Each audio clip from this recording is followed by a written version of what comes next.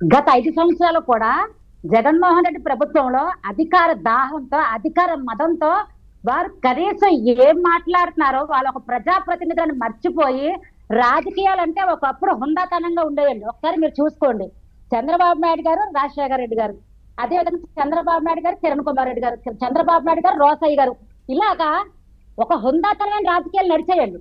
కానీ జగన్మోహన్ రెడ్డి ప్రభుత్వం వచ్చాక రాజకీయాలు అంటే ఎంత వరస్ట్గా ఉంటాయనేది చూపించారు. అంతేకాకుండా బోండాయిజం, రౌడీయిజం.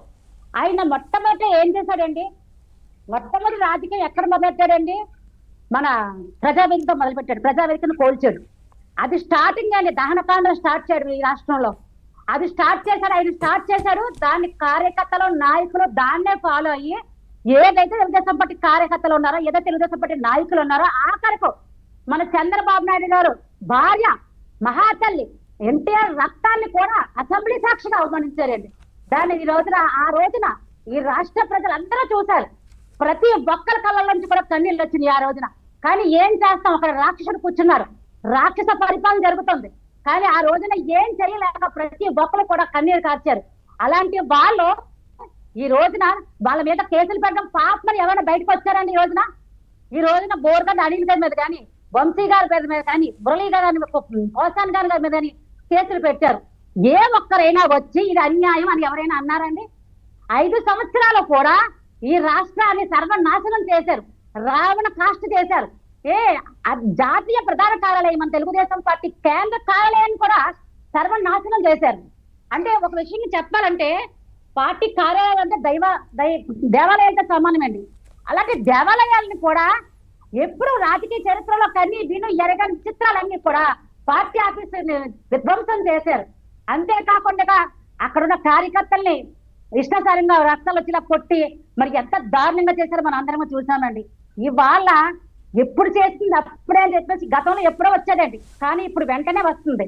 ఈ రోజున ఆ కార్యకర్తలు ఒకటే అంటున్నారండి, ఇవాళ నాయకులు జైల్లో ఉన్నారు, వాళ్ళ మాజీ ఎమ్మెల్యేలు జైల్లో ఉన్నా పట్టించుకోవట్లేదు. రేపొద్దున కార్యకర్తలకు ఏమైనా అయితే మమ్మల్ని ఎవరు చూస్తారు? ఈ రోజు వాళ్ళలో వైసీపీ కార్యకర్తలనే ఆందోళన మొదలైందండి.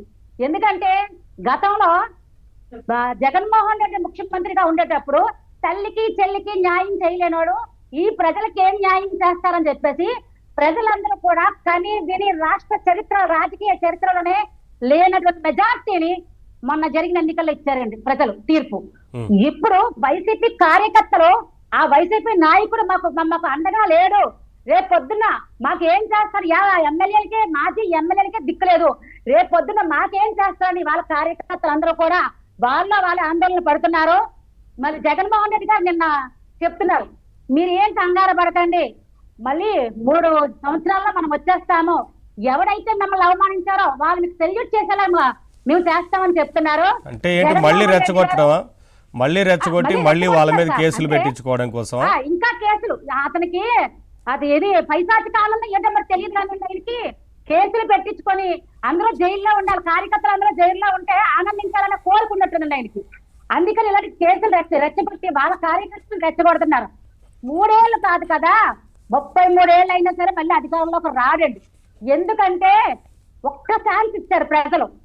ఆ రోజు ప్రతిపక్ష నేతగా నువ్వు ఒక్క ఛాన్స్ అడిగావు, ఆ ఒక్క ఛాన్స్ అడిగావు కదా అని నీకు ఒక్క ఛాన్స్ ఇచ్చారు. ఆ ఒక్క ఛాన్స్ ఇచ్చినందుకే రాష్ట్రాన్ని నాశనం చేశావు.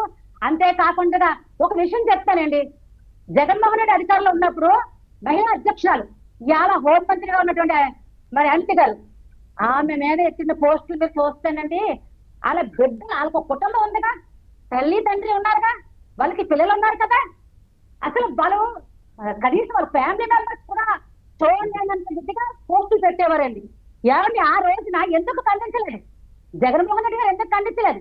జగన్మోహన్ రెడ్డి గారు భార్య భారతరెడ్డి, ఆమె ఎందుకు ఖండించలేదు? ఆమె ఒక మహిళ కదా, ఆవిడ చట్టం తిప్పింది రాజకీయాల్లో.